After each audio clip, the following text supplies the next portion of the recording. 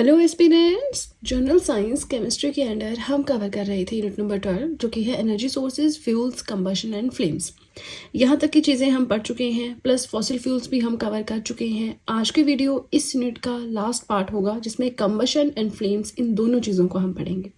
Combustion क्या होता है, टाइप्स ऑफ कंबशन हम पढ़ेंगे, देन न्यूक्लियर फ्यूल्स क्या होता है, देन फ्लेम्स क्या होती हैं। इसमें बर्निंग ऑफ ए कैंडल को एग्जांपल लेके हम पढ़ते हैं कि इनर मोस्ट जो होता है पार्ट उसका क्या कलर होता है, किसमें कंप्लीट कंबशन होता है, किसमें पार्शियल कंबशन होता है, राइट। तो एग्जामिनेशन पॉइंट ऑफ व्यू से बहुत इंपॉर्टेंट है। आपने बस वीडियो के साथ में नोट्स अपने बनाते रहने, राइट। चलिए स्टार्ट करते हैं विद टुडेज मेन कंटेंट जो कि है कंबशन एंड फ्लेम्स। सबसे पहले कंबशन क्या होता है, तो ये मैंने आपको पहले भी बताया था कि साइंटिफिक टर्म बर्निंग की होती है कंबशन, ठीक है। चलिए इसकी डेफिनेशन देखिए। So the process of burning of a substance in the presence of oxygen which produces heat and light. किसी भी सब्सटेंस को जब हम बर्न करें इन द प्रेजेंस ऑफ ऑक्सीजन, है ना, ओपन एयर में रख के उसको बर्न करें और अगर उससे हीट या लाइट प्रोड्यूस होती है तो उस पूरे प्रोसेस को हम बोलते हैं कंबशन। ये एक ऑक्सीडेशन प्रोसेस है, मतलब ऑक्सीजन के साथ रिएक्ट करती है चीज, ठीक है ना। कंबशन आपको समझ में आ गया, simple scientific term of burning, जलना, ठीक है। अब ये जो सब्सटेंसेस होते हैं, ये जो हमने पढ़ा कि किसी सब्सटेंस को हम बर्न कर रहे हैं इन द प्रेजेंस ऑफ ऑक्सीजन, तो ये जो सब्सटेंसेस हैं ये दो तरह के होते हैं। एक होते हैं कंबस्टिबल, एक होते हैं इनकम्बस्टिबल। तो नाम से ही पता लग रहा है, जो जल जाते हैं, जो नहीं जलते हैं, ठीक है ना। अब थोड़ा डेफिनेशन देखें। सो आपके कंबस्टिबल सब्सटेंसेस में आ जाता है the substances which burn in the presence of oxygen और एयर। ऐसे सब्सटेंसेस जो ऑक्सीजन के प्रेजेंस में जल जाएंगे उन्हें हम कंबस्टिबल सब्सटेंसेस बोलते हैं, जिसमें कार्बन आता है, सल्फर आता है, आपका कैंडल आता है, ठीक है। उसके बाद अगर हम नेक्स्ट देखें इनकम्बस्टिबल सब्सटेंसेस, तो ये वो सब्सटेंसेस होते हैं जो पूरी तरह से ऑक्सीजन की प्रेजेंस में भी नहीं जलते हैं। एग्जाम्पल इसके सैंड है, स्टोन्स है, ब्रिक्स हैं, ठीक है। अब एक बार फिर से देख लें हम कि अगर आपको अभी तक कंबशन समझ नहीं आया है, थोड़ा सा और डेप्थ में देख लें।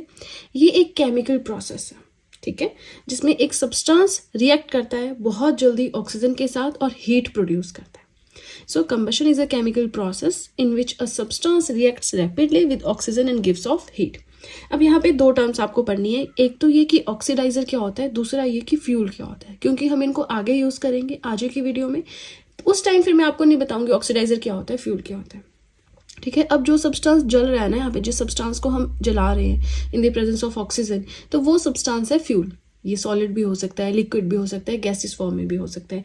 जब हमने टाइप्स ऑफ फ्यूल्स पढ़े थे on the basis of its nature and on the basis of its occurrence, तो वहाँ पे हमने नेचुरल एंड आर्टिफिशियल फ्यूल्स पढ़े थे, solid, liquid and gaseous form में अवेलेबल फ्यूल्स पढ़े थे, अगर आपको ध्यान होगा, है ना।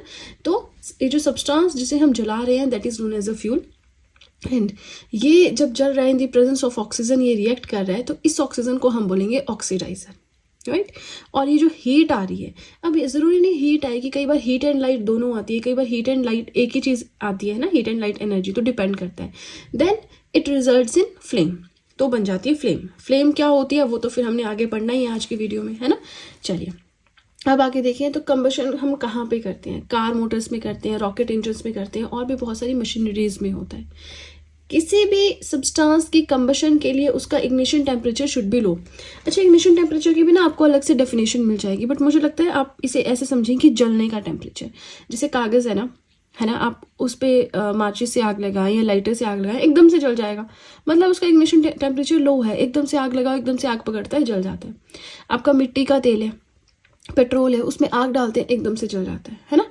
अब कोई आप ऐसा सब्सटेंस ले लो कि जिसमें आग लगाएंगे वो आग पकड़ने को टाइम लेता है, एकदम से आग नहीं लगती उसमें, है ना। तो इस तरह की चीज को हम बोलेंगे कि उसका इग्निशन टेम्परेचर हाई है, वो एकदम से आग नहीं पकड़ता। जो चीजें एकदम से आग पकड़ लेंगी, है ना, मतलब उनका इग्निशन टेम्परेचर लो है। एंड ऐसे सब्सटेंसेस, ऐसे फ्यूल्स जिनका इग्निशन टेम्परेचर लो होता है, कंबशन के लिए वो बेस्ट माने जाते हैं, ठीक है। मतलब जो एकदम से आग पकड़ लेगा वो बेस्ट माने जाएंगे, जो नहीं पकड़ेगा वो अच्छे नहीं माने जाएंगे, है ना। चलिए फर्स्ट पेज हो गया कंप्लीट। आई होप आप लोग वीडियो के साथ में नोट्स बना रहे हैं। कोई भी आपको डाउट रह रहा है कमेंट सेक्शन में पूछ सकते हैं, प्लस फटाफट से बताएं नेक्स्ट टॉपिक में कौन सा स्टार्ट करूं। एक तो मुझे पता है मिसलेनियस वाला, जिसमें सोप्स, डिटर्जेंट्स, डाइज, रबर, वो सब आता है, वो तो हम बिल्कुल लास्ट में पढ़ेंगे। उससे पहले बाकी के हमें कवर करने हैं। तो अगर आपको लगता है कोई टॉपिक छूट रखा है मिसलेनियस सेक्शन के अलावा, तो मुझे फटाफट से कॉमेंट सेक्शन में बताएं, राइट। इसी के साथ वीडियो पसंद आ रही हो लाइक ज़रूर कीजिएगा। और चलिए अब सीधे चलते हैं अपने सेकेंड पेज की ओर। नेक्स्ट आता है that combustion is usually a scientific term for burning. पूरे कंबशन के 2-3 डेफिनेशंस पढ़ने के बाद हम इस कंक्लूजन पे आए हैं कि बर्निंग को साइंटिफिकली हम बोल देते हैं कंबशन चीज़ सेम है। ठीक है, ये चीज़ मैं आपको काफ़ी शुरू से बता भी रही हूँ। अब आते हैं टाइप्स। देखिए एग्जाम में आपसे कोई टाइप्स नहीं पूछेगा, लेकिन ये आपको बेसिक अंडरस्टैंडिंग के लिए ज़रूरी है। ठीक है, बहुत सिंपल है। पहला आता है रैपिड कंबशन। बहुत डिटेल में नहीं पढ़ेंगे, इसे फटाफट से कवर करेंगे इस वाले पार्ट को। रैपिड कंबशन, रैपिड क्या होता है? जल्दी जल्दी। तो कंबशन प्रोसेस जब भी बहुत जल्दी होता है in a very small interval of time. जैसे कि आपने कागज़ जलाना है, आपने उसमें आग लगाई, छोटा सा ये वाला पेज समझ लो, तो एकदम से जल जाएगा ना। तो ऐसा कंबशन प्रोसेस जो बहुत कम टाइम में बहुत जल्दी जल्दी होता है और हीट एंड लाइट प्रोड्यूस करता है, इस तरह के कंबशन को हम रैपिड कंबशन बोलते हैं। इसका एग्जांपल है, आपने माचिस की तिल्ली को जलाना है, मैच स्टिक को, या एक पटाखा लगाना है, एकदम से आग लगाओ, एकदम से फट जाता है ना। ये हो गया आपका रैपिड कंबशन। स्लो कंबशन, जिसमें जो कंबशन प्रोसेस है बहुत धीरे धीरे होता है, जैसे रस्टिंग ऑफ आयरन।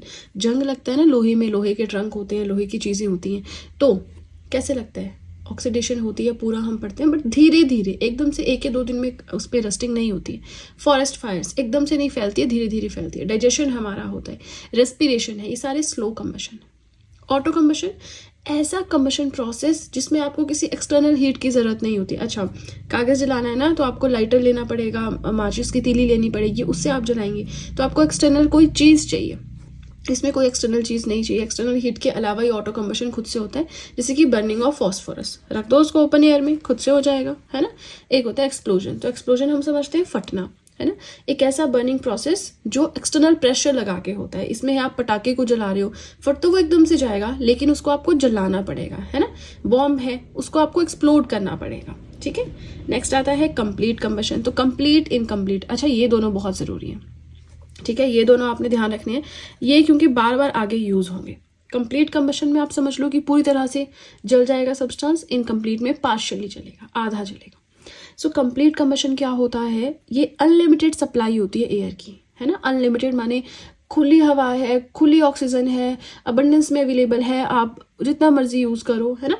तो इस वजह से अब क्योंकि ऑक्सीजन की प्रेजेंस में ही बर्निंग होती है, ये हमने पढ़ा है, ऑक्सीजन सपोर्ट करता है बर्निंग को, तो ऑक्सीजन अगर अबंडेंस में है तो बर्निंग भी पूरी तरह से होगी, है ना। इस तरह की जो कंप्लीट कंबशन है उसे हम क्लीन कंबशन भी कहते हैं। पूरी तरह से जो सब्सटेंस है आपका जल जाता है, और जो बाय प्रोडक्ट्स हैं वो होते हैं water and carbon dioxide. Incomplete combustion में क्या होता है? लिमिटेड सप्लाई है एयर की। जब एयर की सप्लाई ही कम है तो पूरी तरह से सब्सटेंस कैसे जलेगा, फ्यूल आपका कैसे जलेगा? इसीलिए इनकम्प्लीट कंबशन को हम डर्टी कंबशन भी कहते हैं। ठीक है, अब जब हम आगे फ्लेम्स पढ़ेंगे ना, तो वहाँ पे यूज़ होगा आपका कंप्लीट कंबशन क्या है, आपका इनकम्प्लीट कंबशन क्या है, तो आपको पता होना चाहिए।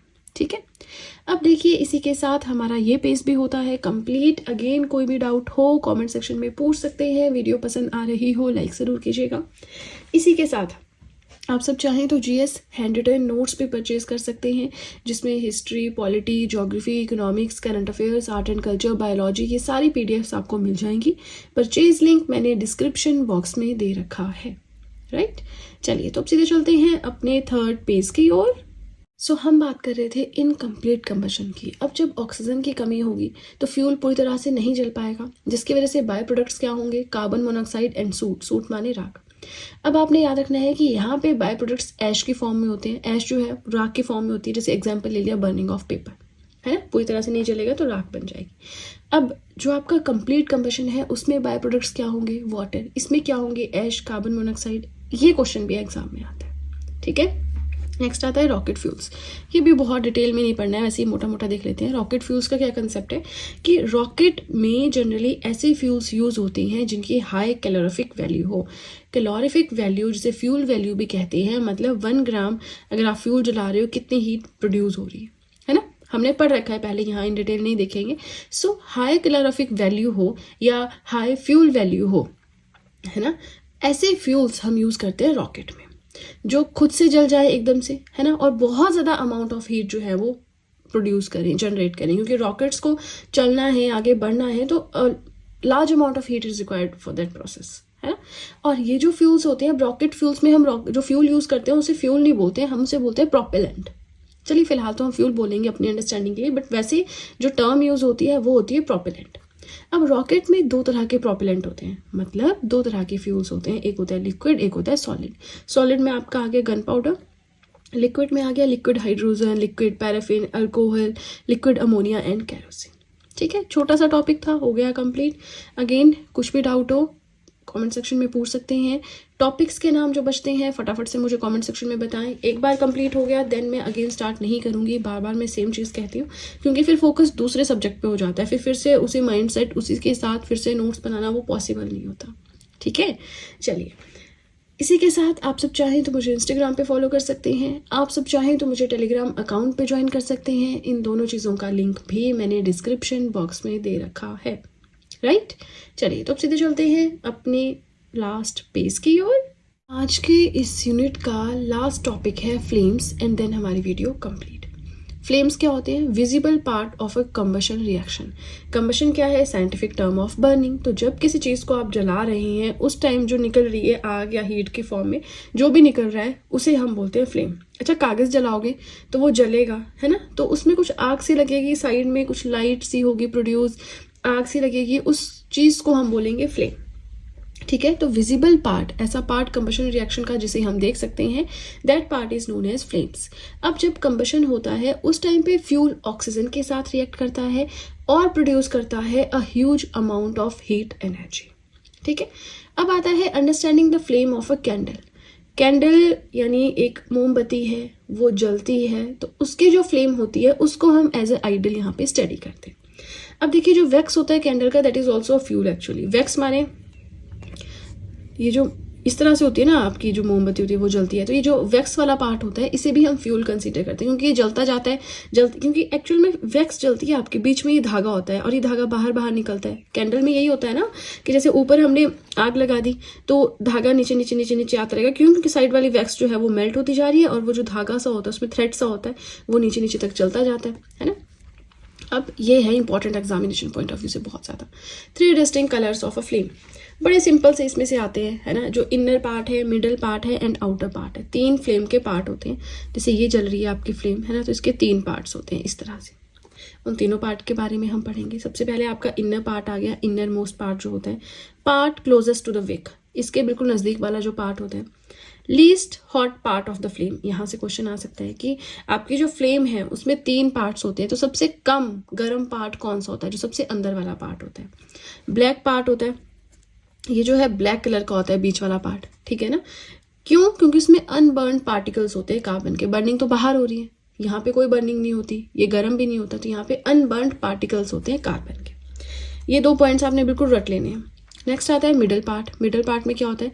Biggest part of the flame. Question आ सकता है that which is considered as the biggest part of flame, तो वो होता है मिडल पार्ट।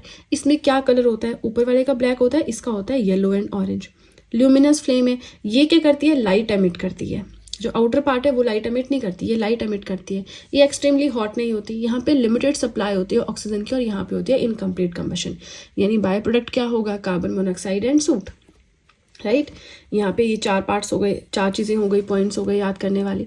नेक्स्ट आपका आ जाता है आउटर पार्ट। ये हॉटेस्ट पार्ट, सबसे गर्म पार्ट होता है फ्लेम का, ये आपने याद रखना है।